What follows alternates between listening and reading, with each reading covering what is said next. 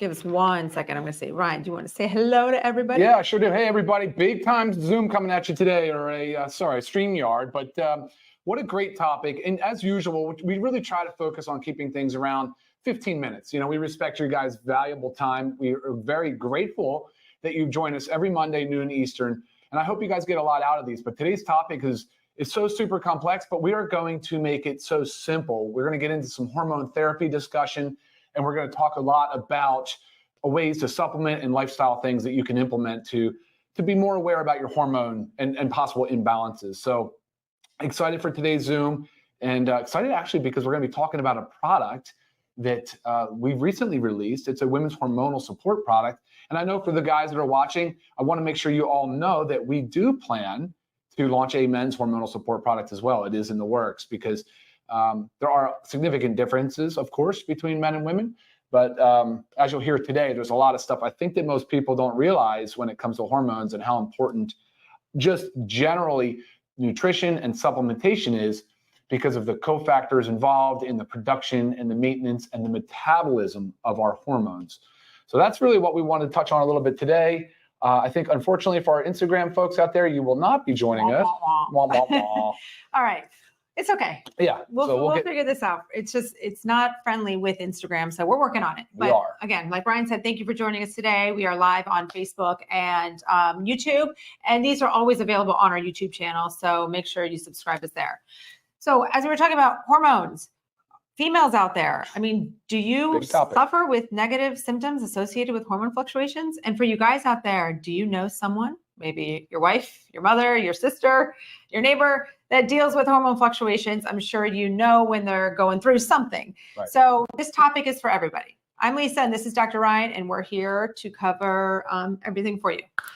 Okay, so today we're talking about how we can prevent those negative symptoms associated with, let's first talk about like the PMS symptoms, right? So this discussion covers like all females. So through the whole menstrual cycle, so how we can prevent those negative symptoms, as well as those perimenopausal, going into menopause and postmenopausal women, how we can help alleviate some of those symptoms that you get that's, associated with the hormonal fluctuations. So we're going to cover female hormone fluctuations, lifestyle factors, big one, that affects our hormones, symptoms associated with hormone fluctuations and imbalances, therapeutic options for hormone health, and our LIVEGOOD hormone balance supplement. Okay, so before we get into this, if you haven't already, make sure you subscribe. That way you get access to all of these videos. And like I said before, we also will always have it. It's always on our YouTube channel. So if you missed something or want to share with someone, you can always access it there. All right, so let's jump into female hormone fluctuations. So hormones are your body's chemical messengers, right? They're constantly sending messages like from your brain to other parts of your body. If these are not working properly or something's going on there, then things are off with our body. Like when your hormones are out of whack, I mean, this affects everything from like our outlook on life, our energy, our metabolism, our libido, how our menstrual cycle is it? Is it late? Is it early? Is it long? Is it heavy? Is it light? Lots of things go into play when we have these, hormone fluctuations. And we all know those fun PMS symptoms that we get, right? So, I mean, the irritability, the mood swings, the just want to yell at everybody and everything. I think he laughs because he knows from experience. But, we need to do what we can to help prevent these hormone fluctuations. Some of them obviously are not preventable, but there's many things that we can do to help this in the process. So I think we just got live on Instagram. Well, we'll see here in a second. You can keep going. Okay, yeah. I mean, that would be great if you jumped on late. It's okay. Okay, so those are those female fluctuations. Again, let's go back to like the PMS. So we go through the stages, right? From, ovulation to getting our menstrual cycle and everything that takes place. And typically it's like those second 2 weeks of the cycle, if you're on a regular cycle, where a lot of factors go into play. And this is when we really start to get the negative symptoms. Everything from like the breast tenderness to the mood swings, to the irritability, to the bloating. We get it all. And then also the hormone fluctuations through the perimenopausal to menopausal and postmenopausal. And these vary a lot. I mean, Ryan can elaborate on this, but these vary a lot with like our estrogen imbalances that go into play, where typically the good estrogen is going down, the bad estrogen is going up, giving us those negative symptoms. And we'll go into that a little further as we go on in our talk today. But also make sure as I'm talking that you're writing in questions in the comments section, because we will cover those, at the end of this, and make sure we address as much as we can so we can really help you guys understand what's going on and how we can help it. Okay, so lifestyle factors. There are many lifestyle factors that affect our hormones. And like I was talking about control, we need to be able to control these to help ourselves, because there's so much that we can't control.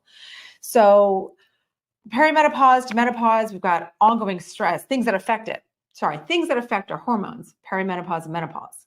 Can't control that. It is what it is, but we have ongoing stress. Our stress really plays a role in our hormone.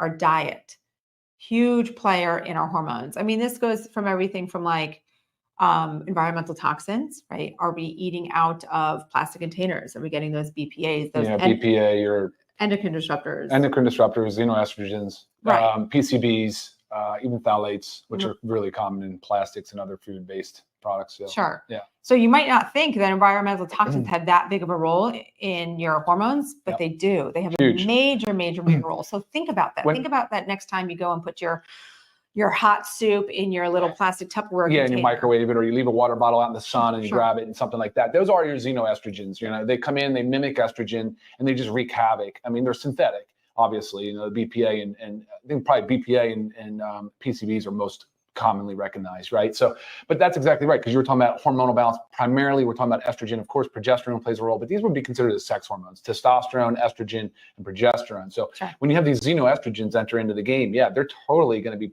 playing games with your body, wreaking havoc.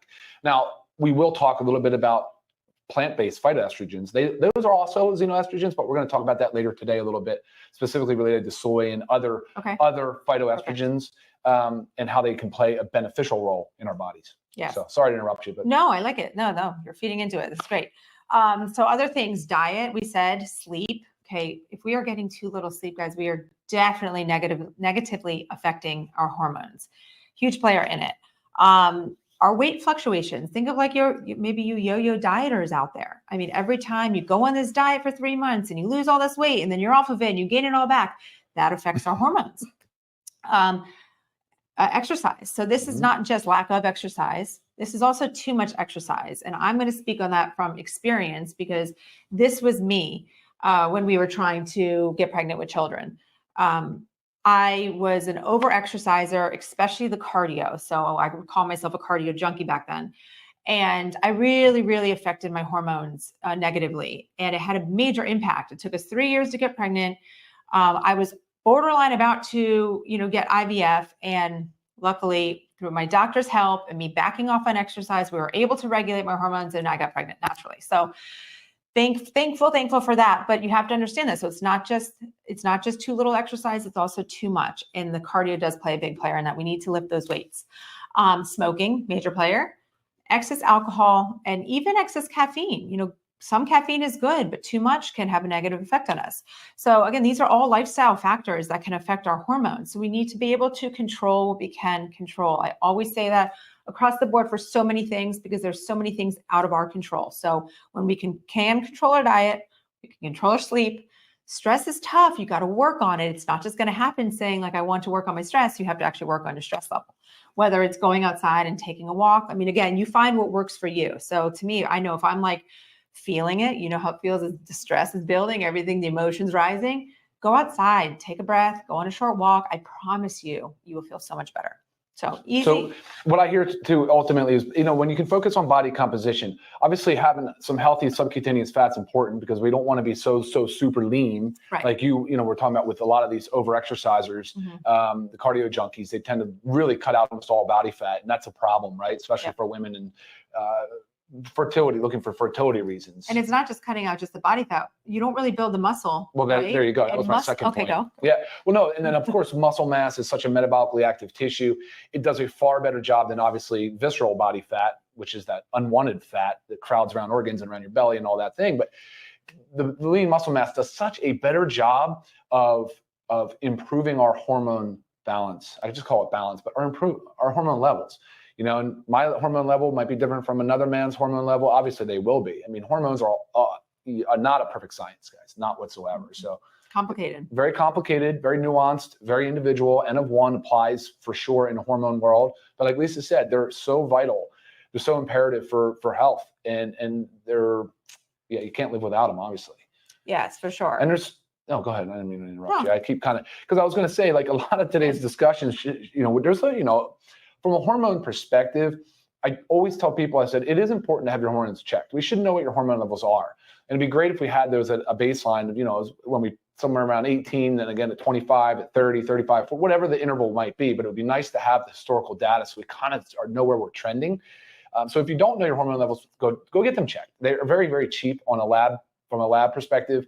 There are a bunch of hormones in the body, and there's a lot of interrelated activity going on with them.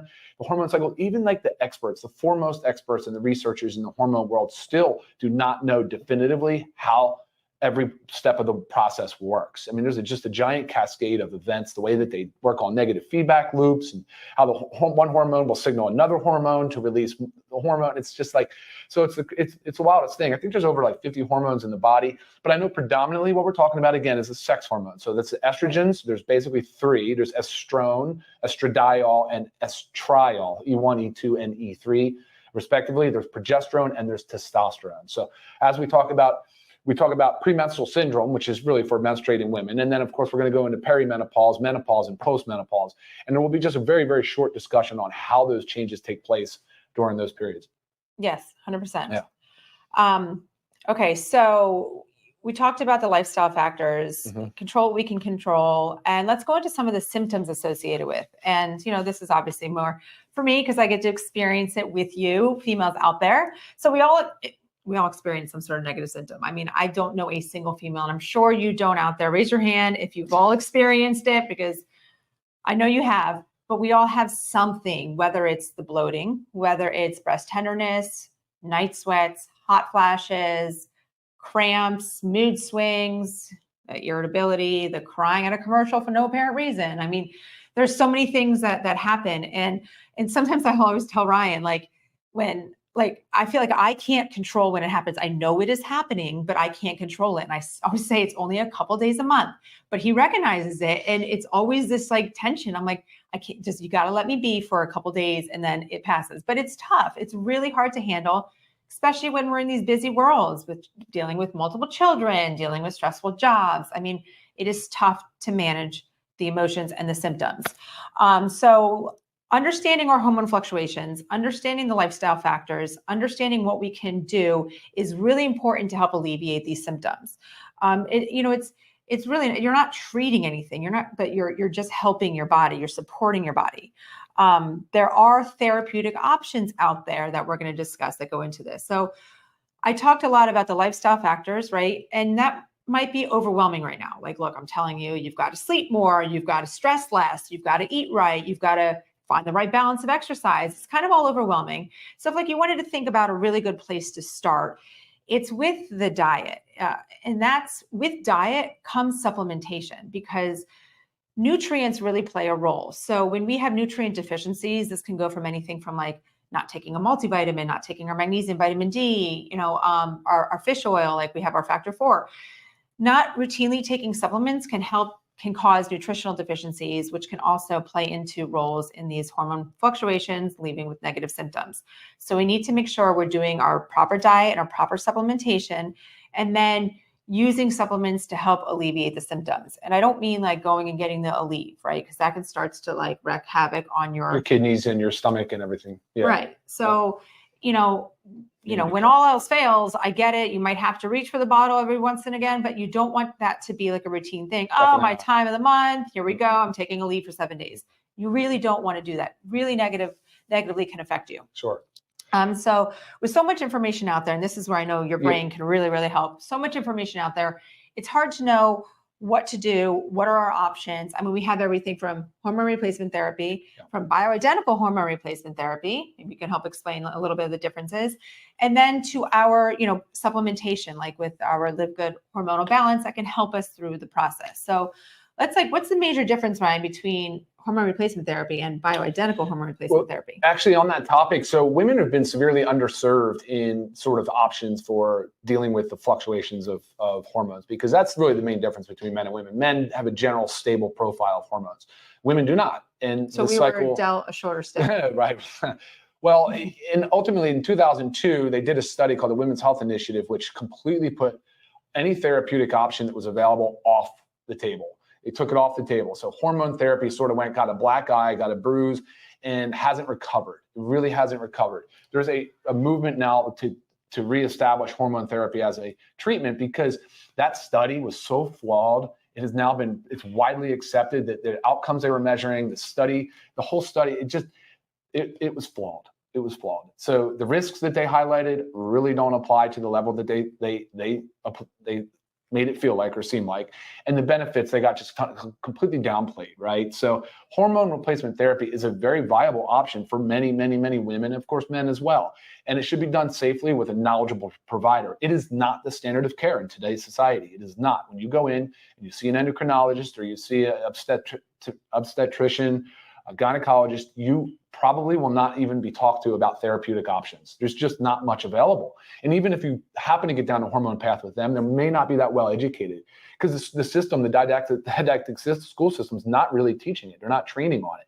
It's really disappointing, because now the science has shown, there's been multiple studies now to show the benefits of hormone therapy and the fact that the risk of breast cancer and different cancers is much lower, if at all, what they originally stated they were. It could potentially be in the opposite direction, where there's beneficial protective benefits of hormone therapy. So again, I encourage you to seek out a provider somewhere in the functional medicine space, someone that understands hormone therapy, a specialist that has been trained in it, that has seen a lot of patients and does the testing, the appropriate testing, and does the whole thing. Because even though you get your blood work done, it is so subjective. A big portion of hormone therapy is so subjective. It's how you feel. Like, you may have low testosterone, but not have any symptoms of low T, so you don't need it. And the same thing with women and estrogen. So, and there are options. BHRT is just a bioidentical hormone replacement therapy, which means that the molecule is exactly matched to the body's, the way a body manufactures or produces a hormone. So these options are out there. They're available.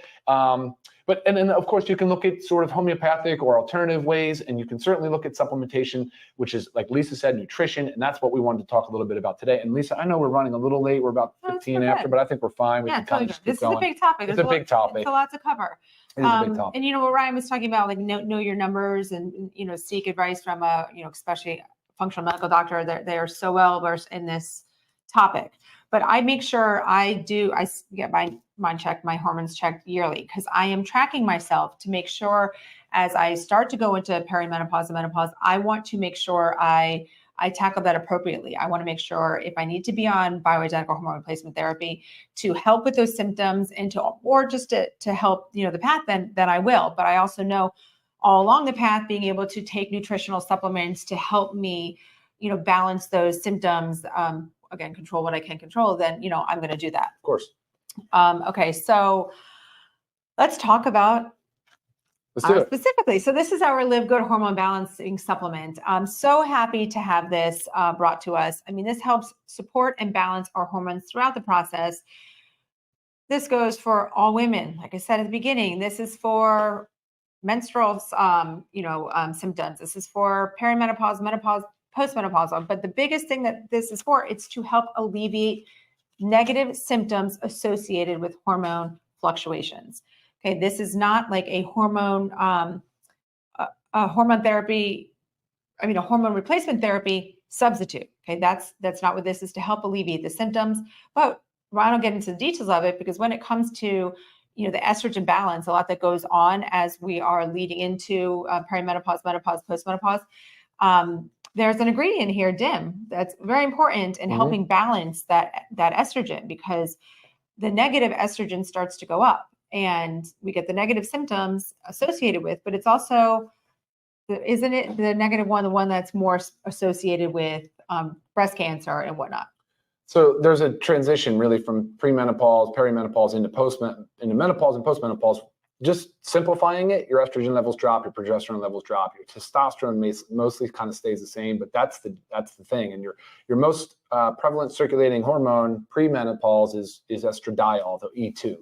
And then through menopause and after, you get a significant drop in that. And then essentially what estrone, E1, becomes the most dominant estrogen. And that's the one that is most associated with these negative side effects. But of course, at the same time, we have a drop of estradiol and a drop of progesterone. Sure. So there's a significant imbalance there, which would be mostly the contributing factor. So, and then a big part of that is, so all right, if I want to talk some of these ingredients, a big part of that is the production and the metabolism of it. So how does the body break it down? And that's a lot what even milk thistle does in the liver, because estrogen is metabolized through the liver. Sure. And so you'll have beneficial things like, what did I just say, which was the ingredient for the liver? Milk thistle? Milk thistle, yeah, of course. And then the DIM. So it can help actually metabolize some of the estrone and help create more balance in the hormones. And then there's other ingredients in here that I wanted to talk about, the isoflavones that you find in the soy extract. And I know soy's gotten kind of a bad rap, which is unfortunate. It's kind of like the same thing goes back to these flawed studies where now they're showing that soy has protective benefits. There was a Shanghai Women's Initiative, which we know that women in Far Eastern countries, like they eat a lot of soy. Yes. They eat soy. It's a staple in their diet. Right, daily. They have much lower incidence of breast cancer, ovarian cancer. Yes. They have much lower incidence of all these other chronic diseases, and their soy intake is off the charts high. And it's mostly because of the active constituent, which is isoflavones. So, we're looking at it going, okay, this Shanghai Women's Health Initiative looked at it and showed all these benefits of soy, right? And then when you look back at our historical studies on soy, they're super flawed. So now the science again is sort of flipping. And what's going on there is soy or isoflavones in the soy is interesting. It's a phytoestrogen, but it can have estrogenic effects, so beneficial more estrogen effect, or it can have anti-estrogenic effect. What we're typically seeing, this is why we say the word balance, and this is where it gets confusing for women. How can it help me if my levels are high? How can it help me if my levels are low? Well, for premenopausal women, their E2 is high, their estradiol is high. Okay. Well, it can come in, this isoflavones come in and can kind of act as an anti-estrogen there. Can it bring the levels slightly down or stabilize? Right? And then on the flip side, the postmenopausal, menopausal, postmenopausal women, they're low in estradiol, where you have an estrogenic effect with the isoflavone. So it's actually benefiting and providing more of an estrogenic effect. So this is the idea. This is the way that the isoflavones are proposed to work. And it's not clear. Of course, it's not clear. And that's again why we say, are you symptomatic? Are you looking for a solution? If you are, try it. It's a trial. Does it work for you? If not, stop taking it. That's just the name of the game. Lisa could tell you she's gone through multiple supplements. Sure. Just trying to find the right balance of things. But here's what I will tell you. The list of ingredients in this women's hormonal support product, you will not find in another product. You would have to take between 3 and 5 products to get that balance of. And by the way, they're in standardized extracts. So you know exactly how much of the active constituent you're actually getting. So that's kind of the game there. That's sort of what's happening. Let's see if I made any other notes. While you're looking, so you can check out this product on our website, livegood.com. It is $19.95 retail, $14.95 for members. Right. I mean, that's a 30-day supply. And I mean, this could be something that you're needing to take every day. Say you're, during your menstrual cycle, maybe you have to play around with it. So with the supplements for me, I need to take them every day throughout my cycle, throughout my month cycle, because if I only take them those last 2 weeks when things start to get nitty gritty, I actually miss my ovulation symptoms because that's the middle, right? And I get really symptomatic there. Okay. I get painful cramps, bloating, and breast tenderness all starts around that middle. So if I wasn't taking it every day, I'm going to miss that point, right? If I just started taking it in the middle. So you have to figure out what works for you.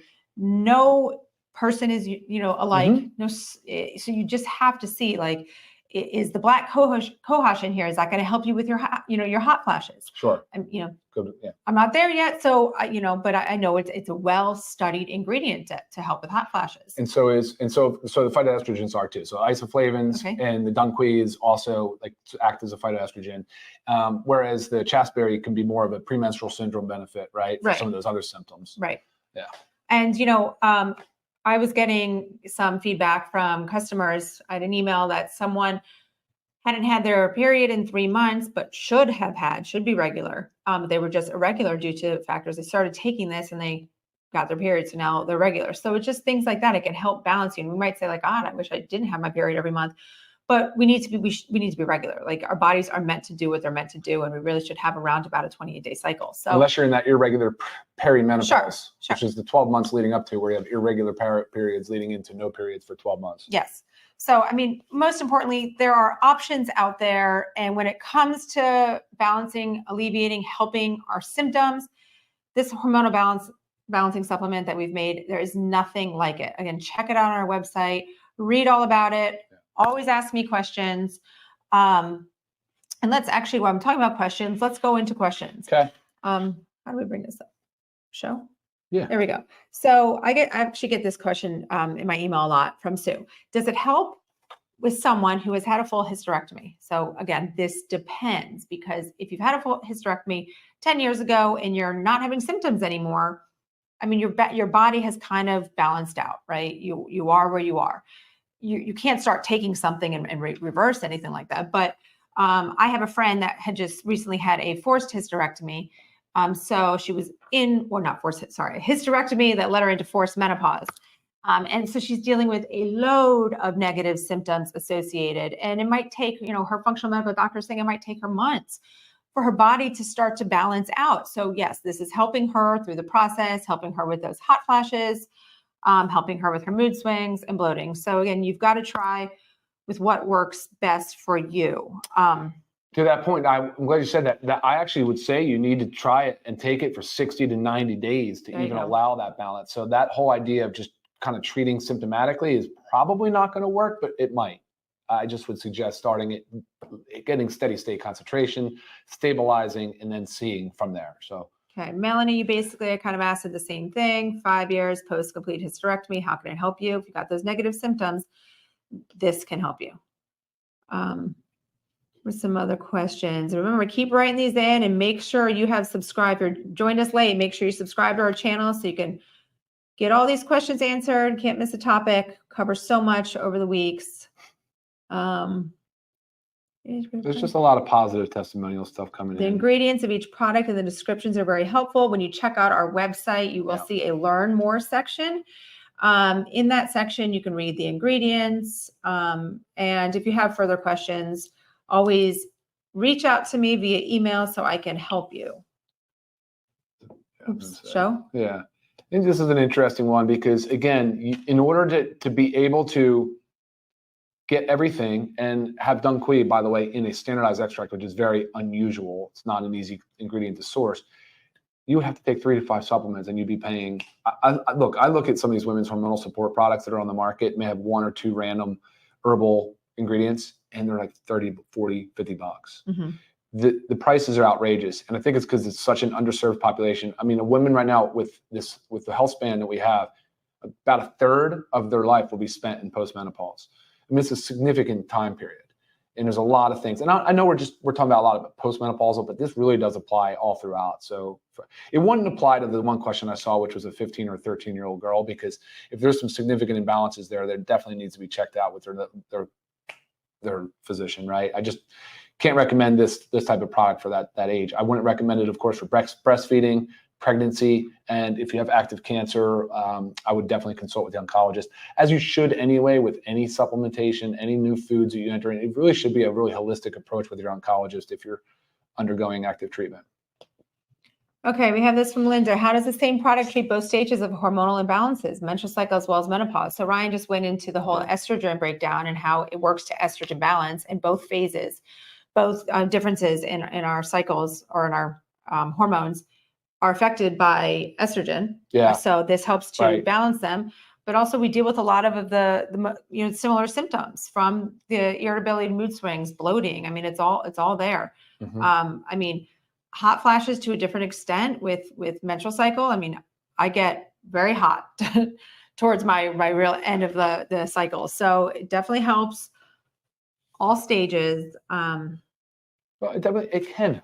Right. I mean, that's kind of what we're saying here is, like, again, you need to experiment a little bit and really kind of take control of your own health and just sort of know what you're doing. And so hopefully this helps you guys, because I don't know of any supplement brand that's out there doing what we're doing, just talking about the benefits, the risks, and what to expect if you're going to start supplementing. Right. And like Ryan said, truthfully, prior to this supplement, our supplement, I have tried many. And I would stick with it for 3 months and see if it makes a difference. And if it doesn't make a difference, I move on. So we each have different things going on in our body and why we're experiencing different things. So again, you've got to try. Yeah, it's just a shame. Women have really been left to just figure it out on their own. There's not many solutions. There still is not. And so I'm pleased that we're able to sit here on this platform and talk about this product, because I think it can help a lot.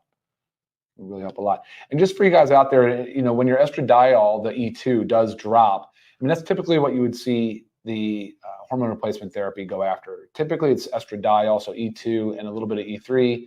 And usually some progesterone, because when your progesterone drops out, man, your sleep is completely wrecked. And it doesn't affect everybody the same, but I've certainly seen women really, really struggle because of this low E2 and low progesterone. Right. A lot of just random questions about, having breast cancer due to increased estrogen and progesterone. Yes. I always advise just speaking with your doctor, your oncologist. With are you saying active cancer? The problem with it, the risk though, if you go to speak with your just Western trained standard of care primary care docs, you're going to get a stare that looks like you're a monster. Like, what would you even think about doing this for? Why would you go on hormone therapy? That's a risk. Meanwhile, you have this complete upwelling surge of new practitioners that are very, very aggressive in using hormone therapy, and they're getting tremendous results. Right. It's not for everybody. There is some risk. There's some benefit. Of course, you got to weigh the two. Right. But I hate the idea that we're just completely blocking this hormone therapy as a standard of care. Right. My prediction and my hope is that it becomes back. It circles full back, and it's a standard of care in all medical practices in the next 2 decades. Right. And whether this is something you've had cancer in the past, Mary, yes, Yes. same thing applies. The estrogen that's too high is your bad estrogen, bad because it's so, but again, we don't know your specific case, but that's also why we really love functional medical doctors, because they look at it as a totally different approach, a whole root cause, a whole full body, not just that standard, textbook, treatment and answers. I think I kind of went through everything. Okay, awesome. And I would say this too. I'd say that, of course, you don't want to use things that would promote cancer developing cells, right? So that's another thing. You got to be careful. I think we've said that enough, right? But I know the reason why we keep repeating is because how many people we get questions from, and they're just pretty surprised with our answer. They're like, yes. They're not used to it. And again, there's plenty of literature to support our position. So hopefully you guys have good, trustworthy medical advice in your world. We're happy to help with questions if you want to email us. But continue to tune in. Please subscribe, because you guys can stay up to speed with everything we're doing. And then check us out every Monday, noon Eastern, for more of these awesome.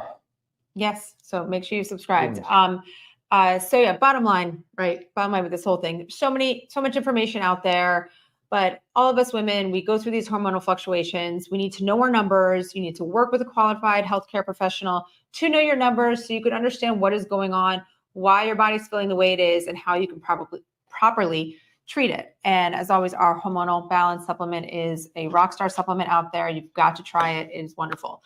Next week we have our FAQ, but I'm changing the name to AMA, Ask Me Anything. So it's really Ask Us Anything, but that's where we will come on live. So come with your questions, and you can ask us anything health and product related, supplement related. We are going to be here to answer you. So looking forward to seeing you next week. Thank you guys for joining us today. Thanks everybody. See you later. Bye-bye.